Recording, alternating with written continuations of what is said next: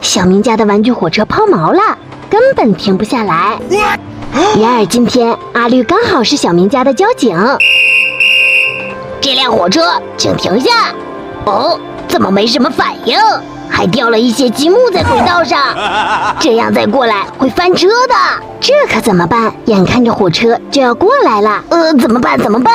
有了！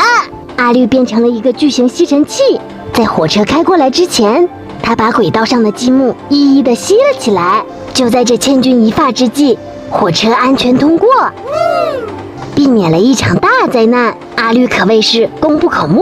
虽然火车没有停下来，但最起码隐患被解除了。阿绿真不错，还行吧。怎么一波未平，一波又起？对面的小轿车竟然直奔火车而来，总不能看着他俩撞上吧？有了，我可以用这些乐高搭一个读卡站，这样就可以拦下小轿车。很快，阿绿就把读卡站搭好了。这速度，停下！还好小轿车停下了，但是这火车跑的都已经冒黑烟了。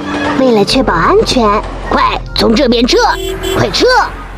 原来交警这么不好当。哥哥，棒棒糖！小绿直奔轨道而来，火车依旧在跑。阿绿急忙吹起哨子，哥哥，给你糖。你不要过来啊！可是转眼，阿绿就想到了一个好主意。小绿喜欢吃西瓜，我这样应该可以阻止他。按回头，对，往前走。好吃。那个火车停不下来了，不要过去，很危险。知道了，哥哥。